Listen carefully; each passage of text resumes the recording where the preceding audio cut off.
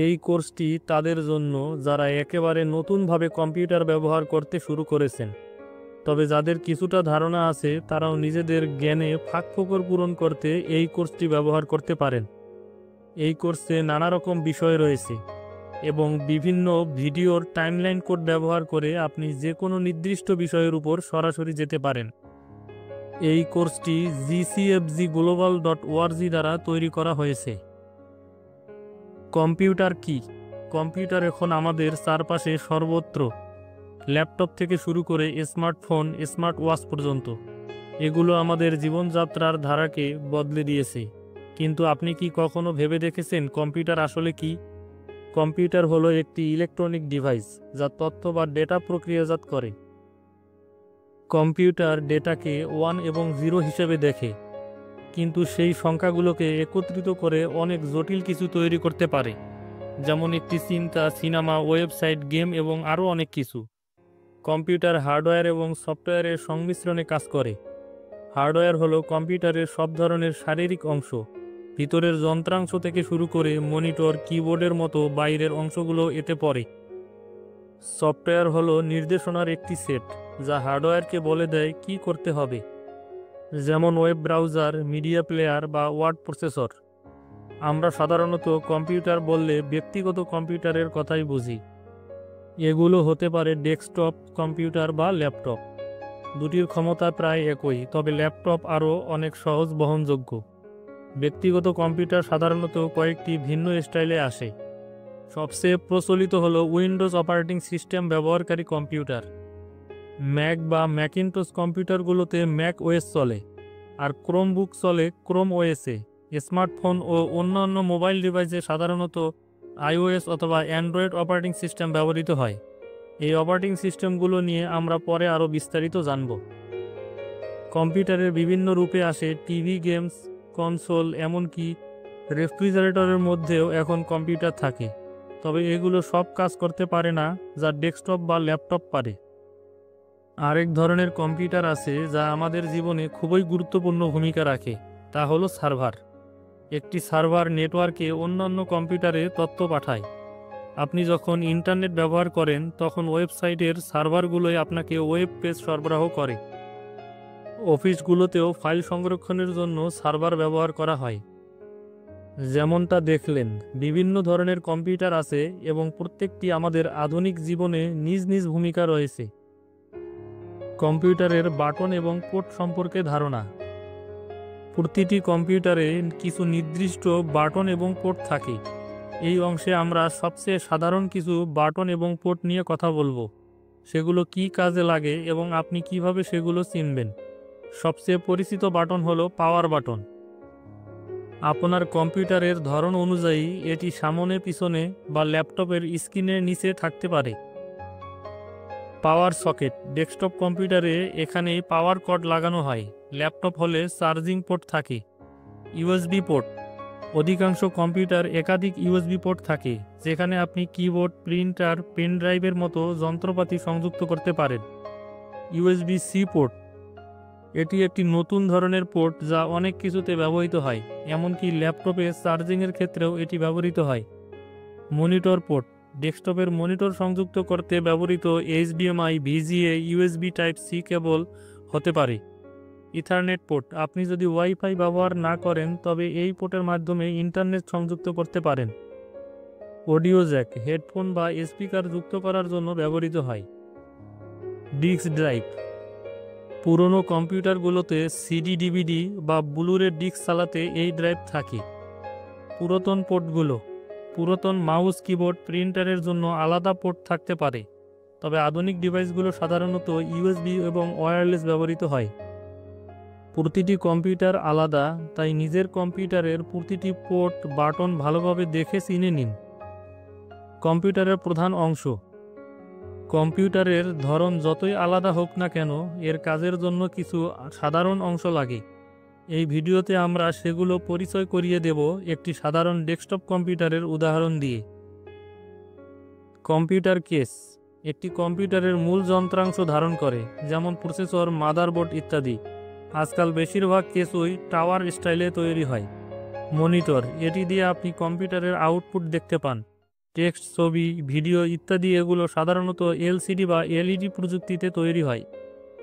All in one, কিছু computer case ও monitor একসাথে যুক্ত থাকে যাকে অল ইন ওয়ান বলা হয়। কিবোর্ড ও মাউস কম্পিউটার পরিচালনা করতে ব্যবহৃত হয়। কিবোর্ড ডিজাইন বিভিন্ন হতে পারে, তারযুক্ত ও ওয়্যারলেস। মাউস স্ক্রিনের কার্সর নিয়ন্ত্রণের জন্য ব্যবহৃত হয়, বেশিরভাগ ক্ষেত্রে অপটিক্যাল সেন্সর ব্যবহার করে। ল্যাপটপ, এটি হলো সবকিছুর সংমিশ্রণ। Screen, keyboard, mouse, touchpad, battery সবকিছু একসাথে থাকে। ল্যাপটপে আপনি যে কোনো জায়গায় কাজ করতে পারেন। চাইলে আলাদা মনিটর, কিবোর্ড, মাউস লাগিয়ে এটিকে ডেস্কটপের মতো ব্যবহার করতে পারেন। কম্পিউটারের ভিতরের অংশ, কম্পিউটার তথ্য প্রক্রিয়াজাত করে এবং কমান্ড কার্যকর করে। যেহেতু এটি প্রচণ্ড গরম হয়ে যায়, তাই এটি একটি ধাতব টুকরো দিয়ে আবৃত থাকে, যাকে হিট সিঙ্ক বলা হয়, যা প্রসেসরের তাপ সরিয়ে নেয়। মাদারবোর্ডে কম্পিউটারের র্যাম বা র্যান্ডম অ্যাক্সেস মেমরি থাকে। এটি হলো স্বল্পমেয়াদী মেমরি বা কম্পিউটারের বিভিন্ন গণনা করার সময় ব্যবহার করে। তবে আপনি সেখানে ফাইল সংরক্ষণ করতে পারবেন না, কারণ কম্পিউটার বন্ধ হয়ে গেলেই এর তথ্য মুছে যায়। হার্ড ডিস্ক ড্রাইভ দীর্ঘস্থায়ী সংরক্ষণের কাজে ব্যবহৃত হয়। এটি কম্পিউটারের সমস্ত ডেটা সংরক্ষণ করে, এমনকি কম্পিউটার বন্ধ থাকলেও। অনেক হার্ড ডিস্ক ড্রাইভে চুম্বকীয় প্ল্যাটার ব্যবহার করা হয় ডেটা সংরক্ষণ করার জন্য। তবে এখন নতুন কম্পিউটার সলিড স্টেট ড্রাইভ বা এসএসডি ব্যবহার করা হয়, যা দ্রুত ও আরও টেকসই, যদিও দাম একটু বেশি।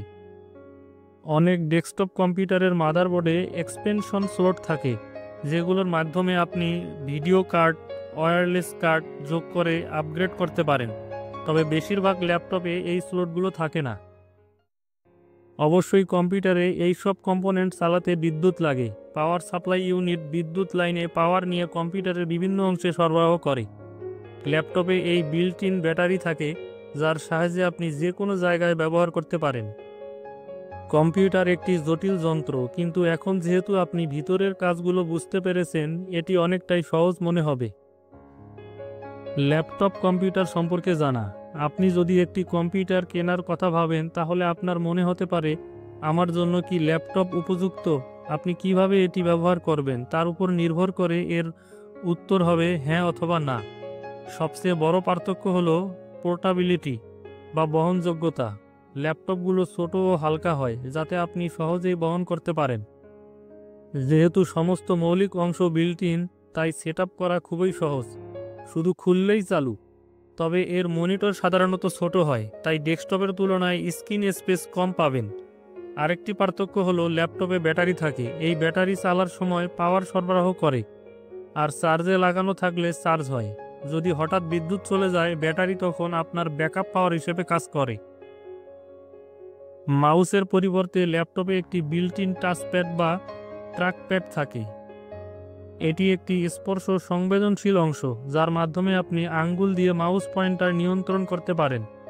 যদি আপনি আগে টাচপ্যাড ব্যবহার না করে থাকেন, শুরুতে একটু অস্বাভাবিক লাগতে পারে, তবে অভ্যাস হয়ে যাবে। ডেস্কটপ কম্পিউটার কিনলে আপনি আপনার পছন্দ মতো মনিটর, কিবোর্ড, মাউস ব্যবহার করতে পারেন, কিন্তু ল্যাপটপে সবকিছু আগে থেকেই বিল্ট ইন থাকে, তাই তেমন স্বাধীনতা থাকে না। তবে আপনি চাইলে একটি আলাদা মনিটর, মাউস, কিবোর্ড যুক্ত করে ল্যাপটপকে ডেস্কটপের মতো ব্যবহার করতে পারেন। আবার যে কোনো সময় চাইলে আপনি সব খুলে ল্যাপটপ নিয়ে চলে যেতে পারেন। তাই আপনি বুঝতেই পারছেন, ল্যাপটপ ও ডেস্কটপের মধ্যে কিছু গুরুত্বপূর্ণ পার্থক্য রয়েছে। আপনার পছন্দ অনুযায়ী আপনি যেটি ভালো মনে হয় সেটি বেছে নিতে পারেন। অপারেটিং সিস্টেম বোঝা, আপনি ও আপনার কম্পিউটার কিন্তু বিভিন্ন ভাষায় কথা বলেন। এটি স্প্যানিশ, সুইডিশ ও চাইনিজ ভাষা বোঝে না, এটি বোঝে 1 ও 0। আপনি সরাসরি কম্পিউটারের সঙ্গে কথা বলতে পারবেন না, আর এজন্যই অপারেটিং সিস্টেমের প্রয়োজন হয়। অপারেটিং সিস্টেম বা ওএস এমন একটি প্রোগ্রাম যা আপনাকে কম্পিউটারের সাথে যোগাযোগ করে দেয়। অপারেটিং সিস্টেম এবং কম্পিউটার হার্ডওয়্যার একত্রে একটি পূর্ণাঙ্গ সিস্টেম তৈরি করে, যা নির্ধারণ করে আপনি কম্পিউটারে কী করতে পারবেন। অনেক ধরনের অপারেটিং সিস্টেম রয়েছে, সবচেয়ে সাধারণ দুটি হলো মাইক্রোসফট উইন্ডোজ ও ম্যাক ওএস। উইন্ডোজ বেশিরভাগ পার্সোনাল কম্পিউটারে আগে থেকে ইনস্টল থাকে, আর ম্যাক ওএস চালিত হয় নতুন ম্যাক কম্পিউটারগুলোতে। শুধু ডেস্কটপ বা ল্যাপটপ নয়, মোবাইল ডিভাইসেও থাকে মোবাইল অপারেটিং সিস্টেম, যেমন অ্যাপেল আইওএস, গুগল অ্যান্ড্রয়েড, যা ছোট টাচ স্ক্রিনের জন্য ডিজাইন করা। কোনো নতুন প্রোগ্রাম বা অ্যাপ্লিকেশন ডাউনলোড করার আগে খেয়াল রাখবেন এটি আপনার অপারেটিং সিস্টেমের জন্য উপযুক্ত কিনা। কিন্তু অ্যাপ সব ডিভাইসে কাজ করে, আবার কিছু নির্দিষ্ট অপারেটিং সিস্টেমে কাজ করে। তাই আপনার অপারেটিং সিস্টেমকে চিনুন, বুঝুন এটি কিভাবে কাজ করে এবং আপনি কি কি করতে পারবেন। ডেস্কটপ কম্পিউটার সেটআপ করা। যদি আপনার মনিটর কম্পিউটারের ভিতরেই বিল্ট ইন থাকে, যেমন আইম্যাকে, তাহলে এই ধাপটি আপনি বাদ দিতে পারেন। না হলে আপনার মনিটরের তার খুঁজে বের করুন। নতুন মনিটরগুলো সাধারণত HDMI, USB-C সংযোগ ব্যবহার করে, আবার পুরনো মনিটরগুলোতে VGA, DVI বা অন্য সংযোগ ব্যবহার করতে পারে। এটা নির্ভর করে। এখন কম্পিউটার কেসের পিছনের মনিটর পোর্ট খুঁজে বের করুন এবং তারটি সেখানে লাগান। বেশিরভাগ তারই নির্দিষ্টভাবে ফিট হওয়ার জন্য ডিজাইন করা থাকে, তাই কাজ না করলে জোর করে লাগাবেন না। এরপর তারের অপর প্রান্তটি মনিটরের সাথে যুক্ত করুন। এখন কিবোর্ড এবং মাউস সংযুক্ত করার পালা। যদি এগুলো ওয়্যারলেস হয়, তাহলে সম্ভবত সেগুলোতে USB কানেক্টর থাকবে। আপনি নিচে যে USB পোর্টগুলো দেখতে পাচ্ছেন, জ্যাক এটাতে লাগাতে পারেন। অনেক সময় কিবোর্ডের মধ্যেও একটি USB পোর্ট থাকে, যেখানে আপনি মাউস লাগাতে পারেন। যদি আপনি ওয়্যারলেস মাউস বা কিবোর্ড ব্যবহার করেন, তাহলে তা একটু ভিন্ন হতে পারে। কিছু ওয়্যারলেস ডিভাইস কম্পিউটারে বিল্ট ইন প্রযুক্তির মাধ্যমে যুক্ত হয়, আবার কিছু অ্যাডাপ্টার প্রয়োজন হয়। এসব ডিভাইস ব্যবহার করার আগে কম্পিউটারের সাথে পেয়ার করতে হয়। আপনার ওয়্যারলেস ডিভাইসের সঙ্গে থাকা নির্দেশিকা দেখে আপনি পেয়ার করার প্রক্রিয়া সম্পর্কে বিস্তারিত জানতে পারেন। এখন আপনি আপনার স্পিকার বা হেডফোন যুক্ত করতে পারেন। যদি এটি সাধারণ অডিও প্লাগ ব্যবহার করে, তবে কম্পিউটারের সামনে বা পিছনে সবুজ অডিও পোর্ট খুঁজুন। তবে স্পিকার, হেডফোন এবং মাইক্রোফোন USB কানেক্টর ব্যবহার করে। সবশেষে পাওয়ার সাপ্লাই তার সংযুক্ত করার পালা। আপনার দুটি পাওয়ার তার থাকবে, একটি মনিটরের জন্য এবং অন্যটি কম্পিউটারের জন্য। উভয়টি পাওয়ার আউটলেটে লাগান। আমরা সাজেস্ট করি আপনি একটি সার্জ প্রজেক্টর ব্যবহার করুন, যাতে বিদ্যুৎ প্রবাহে হঠাৎ পরিবর্তনের সময় আপনার ডিভাইস নিরাপদ থাকে। সার্জ প্রজেক্টরটি একটি সাধারণ আউটলেটে লাগান। যদি এতে একটি পাওয়ার সুইচ থাকে, তাহলে সেটি চালু করে দিন। ব্যাস, হয়ে গেল। এখন আপনার ডেস্কটপের সব কিছু ঠিকঠাক আছে কিনা একটু দেখে নিন, তারপর কম্পিউটার অন করুন। ইন্টারনেট সংযোগ করা। বাড়িতে ইন্টারনেট সংযোগ দেওয়ার অনেক কারণ রয়েছে, যেমন আপনি ইমেল ব্যবহার করতে পারেন, খবর পড়তে পারেন, অনলাইন শপিং করতে পারেন, টিভি শো দেখতে পারেন এবং আরও অনেক কিছু করতে পারেন। একবার ইন্টারনেট সংযোগ চালু হলে আপনি একটি ওয়্যারলেস হোম নেটওয়ার্ক তৈরি করতে পারেন, যাতে আপনার পরিবারের সবাই কম্পিউটার, স্মার্টফোন ও অন্যান্য ইন্টারনেট সক্ষম ডিভাইস যুক্ত করতে পারে। আসুন দেখি ইন্টারনেট সংযোগের কিছু ধরন। Dial up. এটি আপনার ফোন লাইনে সংযুক্ত হয় এবং সাধারণত অন্যান্য সংযোগের চেয়ে অনেক ধীর গতির, তবে কিছু এলাকায় এটি একমাত্র বিকল্প হতে পারে। DSL এবং কেবল। এই দুটি সাধারণত ভালো বিকল্প। DSL ফোন লাইনের মাধ্যমে এবং কেবল আপনার কেবল টিভির সংযোগের মাধ্যমে কাজ করে। এদের বলা হয় ব্রডব্যান্ড ইন্টারনেট, কারণ এগুলো অনেক বেশি গতির ইন্টারনেট সেবা দেয়। এতে ভিডিও গেমস খেলা এবং ওয়েব ব্রাউজ করা অনেক সহজ। ফাইবার। এটি বর্তমানে সবচেয়ে দ্রুত ব্রডব্যান্ড সংযোগ, যা ফাইবার অপটিক কেবল ব্যবহৃত করে। এটি DSL বা কেবলের তুলনায় দ্রুত, তবে এটি সব এলাকায় পাওয়া যায় না এবং সাধারণত খরচ বেশি। Cellular internet. এটি বিভিন্ন নামে পরিচিত, যেমন 4G, LTE, 5G। এটি সাধারণত স্মার্টফোনে ব্যবহৃত হয়, তবে আপনি চাইলে বাড়ির সংযোগেও এটি ব্যবহার করতে পারেন। আপনার অবস্থা অনুযায়ী এটি ভালো ব্রডব্যান্ডের বিকল্প হতে পারে। যে কোনো ইন্টারনেট সংযোগ নেওয়ার জন্য আপনাকে একটি ইন্টারনেট সেবা প্রদানকারী ISP এর কাছে সার্ভিস নিতে হবে। আপনি ফোন বা কেবল কোম্পানির থেকে এই সার্ভিস পেতে পারেন। আবার চাইলে অন্য কোম্পানির অফারও যাচাই করতে পারেন। ISP আপনাকে পুরো সংযোগ প্রক্রিয়ার সাহায্য করবে। সাধারণত একজন টেকনিশিয়ান আপনার বাসায় এসে সংযোগ চালু করে দেবে। তারা আপনাকে একটি মডেমও দিতে পারে এবং সেটআপও করে দিতে পারে। আপনি চাইলে কম্পিউটারের দোকান থেকেও মডেম কিনে নিয়ে নিজেই সেটআপ করতে পারেন। এটি করার জন্য সাধারণত মডেমকে ফোন জ্যাক বা কেবলে সংযোগ করতে হবে। তারপর ইথারনেট কেবল দিয়ে কম্পিউটারের সাথে সংযোগ করতে হবে। সব কিছু ঠিকঠাক হলে আপনি ওয়েব ব্রাউজ খুলে ইন্টারনেট ব্যবহার করতে পারেন। ওয়াইফাই নেটওয়ার্ক তৈরি করা। যদি আপনি একাধিক ডিভাইসে ইন্টারনেট সংযুক্ত করতে চান তাহলে আপনাকে একটি ওয়্যারলেস হোম নেটওয়ার্ক তৈরি করতে হবে, যাকে সাধারণত ওয়াইফাই নেটওয়ার্ক বলা হয়। এর জন্য আপনার একটি ওয়্যারলেস রাউটার লাগবে, যা আপনার মডেম থেকে ইন্টারনেট সংযোগ নিয়ে তা পুরো বাসায় ছড়িয়ে দেবে। কিছু কিছু মডেম বিল্ট ইন রাউটার থাকে, সেক্ষেত্রে আলাদা কোনো রাউটার কেনার দরকার পড়ে না। রাউটার সেটআপ করার জন্য এর সঙ্গে দেওয়া নির্দেশিকা অনুসরণ করুন। আপনাকে একটি নেটওয়ার্ক নাম এসএসআইডি বেছে নিতে হবে। নিরাপত্তার জন্য WPA2 বা WPA3 এনক্রিপশন চালু করুন আপনার রাউটার যেটা সাপোর্ট করে, এবং অবশ্যই একটি দৃঢ় পাসওয়ার্ড বেছে নিন। নেটওয়ার্ক সেটআপ শেষ হলে প্রতিটি ডিভাইসে ওয়াইফাই নেটওয়ার্ক সেটিংয়ে গিয়ে আপনার নেটওয়ার্কের পাসওয়ার্ড দিয়ে ওয়াইফাই কানেক্ট করুন। যদি কোনো ডিভাইসে ওয়্যারলেস সমর্থন না করে তাহলে আপনি ইথারনেট কেবল দিয়ে তা রাউটারের সাথে সংযুক্ত করতে পারেন অথবা একটি ওয়্যারলেস কার্ড কিনে নিতে পারেন। ইন্টারনেট ও ওয়াইফাই নেটওয়ার্ক সেটআপ করার কিছু সময় লাগতে পারে, তবে একবার সেটআপ হয়ে গেলে আপনার পুরো পরিবার একসাথে ইন্টারনেট ব্যবহার করতে পারবেন, শুধু একটি কম্পিউটারে সীমাবদ্ধ না থেকে। Cloud computing. ধরুন আপনি কম্পিউটারের গুরুত্বপূর্ণ কিছু কাজ জানেন। হঠাৎ একটি উল্কাপিণ্ড জানালার ভিতর দিয়ে এসে আপনার কম্পিউটার ধ্বংস করে দিল, কিন্তু আপনি তখনও হাসছেন, কারণ আপনার ছবি, গান এবং গুরুত্বপূর্ণ ডকুমেন্ট অনলাইনে ক্লাউডে সংরক্ষিত আছে। যখন কিছু ক্লাউডে সংরক্ষিত থাকে তখন সেটি আপনার কম্পিউটারে নয়, ইন্টারনেটে সার্ভারে রাখা থাকে। এটি এমন একটি অতিরিক্ত হার্ড ড্রাইভের মতো, যা আপনি যে কোনো সময় যে কোনো জায়গায় থেকে ইন্টারনেটের মাধ্যমে অ্যাক্সেস করতে পারেন। ক্লাউড কি? যখন কোনো কিছু ক্লাউডে সংরক্ষিত থাকে এর মানে হলো এটি আপনার কম্পিউটারে নয়, ইন্টারনেটে সার্ভারে সংরক্ষিত থাকে। এটি যেমন একটি অতিরিক্ত হার্ড ড্রাইভের মতো, যেটা আপনি ইন্টারনেটের সংযোগ থাকলেই যে কোনো সময় অ্যাক্সেস করতে পারেন। আপনি ক্লাউড ভিত্তিক অ্যাপ ব্যবহার করে আপনার ফাইল যে কোনো জায়গা থেকে খুলতে পারেন। কিছু অ্যাপ ওয়েব ব্রাউজারে চলে, যেগুলো ওয়েব অ্যাপ বলা হয়, আবার কিছু মোবাইলে ইনস্টল করা হয়। উদাহরণস্বরূপ গুগল ডক্স একটি ক্লাউড ভিত্তিক অ্যাপ, যা ফ্রি এবং আপনি এটি দিয়ে ডকুমেন্ট তৈরি, সম্পাদনা এবং দেখতে পারেন।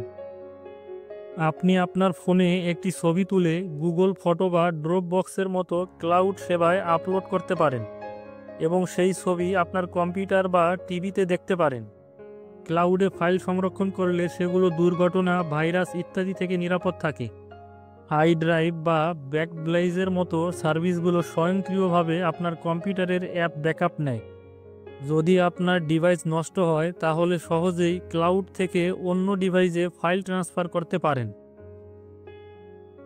কম্পিউটার পরিষ্কার করা। কম্পিউটার পরিষ্কার রাখা খুবই গুরুত্বপূর্ণ, শুধু বাহ্যিক সৌন্দর্যের জন্য নয়। নানা ধুলাবালি ও ময়লা পারফরমেন্স কমিয়ে দিতে পারে। সবসময় কম্পিউটার পরিষ্কার করার আগে কম্পিউটার বন্ধ করুন বা আনপ্লাগ করুন। কিবোর্ড পরিষ্কার করতে উল্টে দিন, আলতোভাবে ঝাঁকুন আর কনপ্রেস এয়ার ব্যবহার করুন। অ্যালকোহল দিয়ে ভেজানো কাপড় বা টিস্যু দিয়ে মুছুন। দুর্ঘটনাক্রমে কিছু পুড়ে গেলে কম্পিউটার বন্ধ করে কিবোর্ড উল্টো করে দিন। যদি তরল পদার্থ স্টিকি হয় তাহলে সাবধানে পানির নিচে ধুয়ে ফেলুন ও 2 দিন উল্টো করে শুকাতে দিন। মাউস যদি অপটিক্যাল হয় বেশি পরিষ্কার করার দরকার নেই। যদি মেকানিক্যাল হয় বল খুলে ভেতরের অংশ অ্যালকোহল দিয়ে ধুয়ে ফেলুন। মনিটর সরাসরি কোনো তরল স্প্রে করবেন না, নরম কাপড় দিয়ে মুছুন। গ্লাস ক্লিনার ব্যবহার করবেন না। কম্পিউটার কেস ও ফ্যান পরিষ্কার করতে কনপ্রেসড এয়ার ব্যবহার করুন। কাগজ, বই ইত্যাদি দিয়ে ফ্যান ব্লক করবেন না। কম্পিউটার রক্ষা করা। আমরা আমাদের কম্পিউটারকে বিশ্বাস করি ব্যক্তিগত তথ্য সংরক্ষণের জন্য, তাই সুরক্ষা নিশ্চিত করাটা খুবই জরুরি। মেলওয়্যার থেকে রক্ষা পেতে অ্যান্টিভাইরাস ব্যবহার করা, যেমন ক্যাসপারস্কাই, নর্টন অথবা উইন্ডোজ ডিফেন্ডার। অসন্দেহজনক বিজ্ঞাপন বা ডাউনলোড এড়িয়ে চলুন। নিয়মিত আপডেট দিন আপনার অ্যান্টিভাইরাস এবং অপারেটিং সিস্টেম দুটোই। স্টোরেজ সেন্স এবং ডিফ্রেগমেন্ট অ্যান্ড অপটিমাইজ ড্রাইভস ব্যবহার করে আপনার কম্পিউটার দ্রুত ও ফাঁকা রাখতে পারেন। ব্যাকআপ নিন এক্সটার্নাল হার্ড ড্রাইভ অথবা ক্লাউড সার্ভিস ব্যবহার করে। শারীরিক আরাম নিশ্চিত করা, দীর্ঘ সময় কম্পিউটারে কাজ করলে চোখের চাপ, ঘাড় ব্যথা, পিঠ ব্যথা হতে পারে। এর সমাধান হলো যথাযথ আকারের ডেস্ক সেটআপ করা। নিরাপদ ও আরামদায়ক ওয়ার্ক স্পেস তৈরি করা, সারাদিন নিরাপদ, আরামদায়ক ও উৎপাদনশীল থাকতে কিছু গুরুত্বপূর্ণ টিপস। কিবোর্ডের পজিশন, টাইপ করার সময় কবজি সোজা ও আরামদায়ক অবস্থানে রাখতে হবে। চেয়ার সমন্বয় করুন, চেয়ারের উচ্চতা এমনভাবে ঠিক করুন যেন আপনার কবজি সঠিক জায়গায় থাকে। পা যদি মেঝেতে না পৌঁছায় তাহলে ফুট রেস্ট ব্যবহার করুন। স্বাভাবিকভাবে আরামদায়কভাবে বসুন, অতিরিক্ত হেলে বা সোজা না হয়ে। মনিটরের অবস্থান, মনিটর চোখ থেকে 20 থেকে 40 ইঞ্চি দূরে রাখুন, প্রায় হাতের দৈর্ঘ্যের মতো। স্ক্রিনের উপর অংশ যেন চোখের সমান থাকে। ল্যাপটপ ব্যবহার করলে আলাদা কিবোর্ড ও মাউস ব্যবহার করে স্ক্রিনের উচ্চতা ঠিক রাখুন। স্ক্রিন ব্রাইটনেস ও ব্লু লাইট, মনিটরের উজ্জ্বলতা পরিবেশ অনুযায়ী ঠিক করুন। অনেক মনিটরে নাইট মোড বা নাইট শিফট নামে ব্লু লাইট কমানোর অপশন থাকে, এটি চোখের চাপ কমায়। 20-20-20 নিয়ম, প্রতি 20 মিনিট পর পর 20 সেকেন্ডের জন্য 20 ফুট দূরত্বের কিছু দেখুন। চোখে আরাম দিতে এটা বেশ কার্যকর। বিরতি নিন ও চলাফেরা করুন, প্রতি ঘন্টায় উঠে হাঁটুন, হালকা কিছু খান। এক জায়গায় বসে থাকলে শরীর ক্লান্ত হয়ে পড়ে।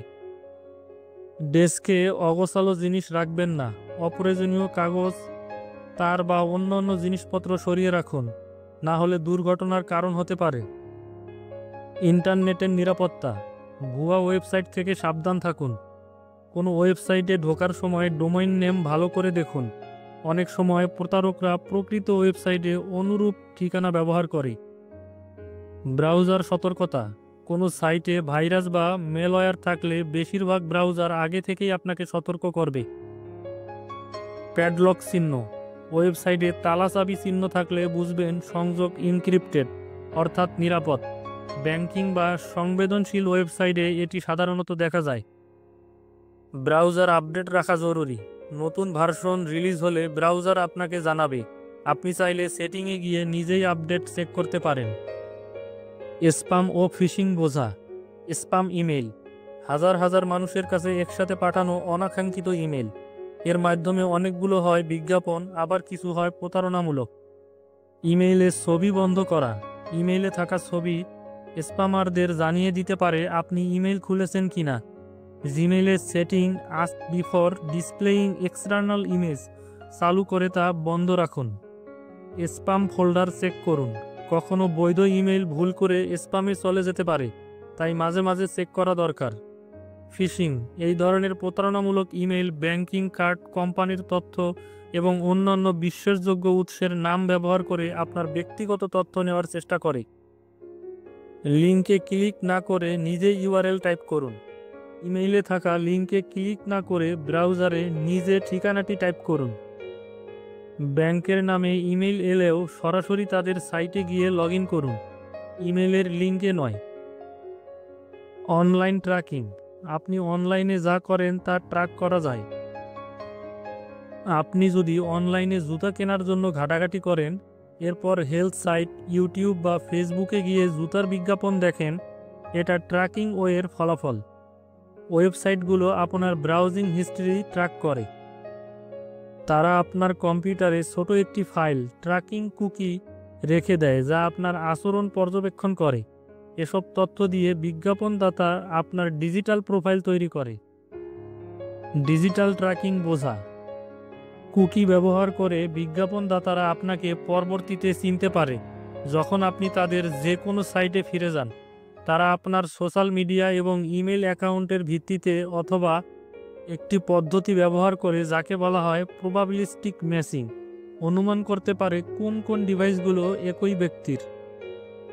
অতএব যেভাবেই হোক না কেন আপনার সব ডিভাইস একে অপরের সাথে যুক্ত থাকে। এর ফলে কোম্পানিগুলো আপনার যে কোনো ডিভাইসের লক্ষ্যভিত্তিক বিজ্ঞাপন পাঠাতে পারে। এটি কিছু প্রাইভেসি সমস্যা তৈরি করে, কারণ তথ্যগুলো আপনার অজান্তে সংগ্রহ করা হয়। আপনি কিছু পদক্ষেপ নিতে পারেন, যেমন আপনার ব্রাউজারে ট্র্যাকিং কুকি ব্লক করা। কিন্তু বর্তমান ট্র্যাকিং প্রযুক্তি এতটাই উন্নত যে এসব সহজে বাইপাস করা যায়। তবে কিছু পজিটিভ দিকও আছে, যেমন সাইটগুলো আপনার আগ্রহের ভিত্তিতে আর্টিকেল বা ভিডিও সাজেস্ট করতে পারে এবং সার্চ ইঞ্জিন আপনাকে দ্রুত ফলাফল দিতে পারে। এই প্রযুক্তি যত উন্নত হবে, সাইটগুলো তত বেশি কাস্টমাইজ কন্টেন্ট দিতে পারবে। ভালো হোক বা খারাপ হোক, ডিজিটাল ট্র্যাকিং আজকের অনলাইন বাস্তবতার অংশ। উইন্ডোজের মূল ধারণা ডেস্কটপ থেকে শুরু। যদি আপনি উইন্ডোজে নতুন হন, তাহলে ইন্টারফেসটি নেভিগেট করা শিখে নেওয়া একটি ভালো শুরু। ডেস্কটপ হলো একটি স্ক্রিন যেটা আপনি দেখতে পান, যেখানে রয়েছে ডেস্কটপ ব্যাকগ্রাউন্ড বা ওয়ালপেপার এবং নিচে টাস্কবার। টাস্কবারে কিছু অ্যাপ্লিকেশন, শর্টকাট এবং স্টার্ট বাটন থাকে। উইন্ডোজে বেশিরভাগ ভার্সনে স্টার্ট বাটনে ক্লিক করলে অ্যাপ্লিকেশন, ফাইল এবং সেটিং তালিকা দেখা যায়। ফাইল এক্সপ্লোরার দিয়ে ফাইল ও ফোল্ডার খোলা হয়। ফাইল, ফোল্ডার বা প্রোগ্রাম খোলার জন্য আইকন ডাবল ক্লিক করুন। প্রতিটি আইটেম আলাদা উইন্ডোতে খুলবে। আপনি উইন্ডোটি ক্লিক ও ড্র্যাগ করে সরাতে পারেন, আবার ম্যাক্সিমাইজ বাটনে ক্লিক করে ফুল স্ক্রিন করতে পারেন। উইন্ডো বন্ধ করতে শুধু এক্সে ক্লিক করুন। আপনি এখন উইন্ডোজে কাজ করার জন্য প্রস্তুত। ম্যাক ওএস এক্স ডেস্কটপ থেকে শুরু। যদি আপনি ম্যাক ওএস এক্স এ নতুন হন, তাহলে শুরুতেই ইন্টারফেস দেখা ভালো। স্ক্রিনে আপনি দেখতে পাবেন ডেস্কটপ ব্যাকগ্রাউন্ড ওয়ালপেপার, মেনুবার উপরে এবং ডক নিচে। ডকে শর্টকাট হিসেবে কিছু অ্যাপ থাকে, যেমন সাফারি, আইটিউন, ফাইন্ডার। অ্যাপ খুলতে শুধু আইকনে ক্লিক করুন।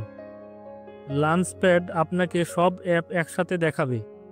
এখান থেকে অ্যাপ চালু করা যায়। অ্যাপ বন্ধ করতে উপরের লাল বাটনে ক্লিক করুন বা মেনু বার থেকে অ্যাপ নেম কুইট করুন।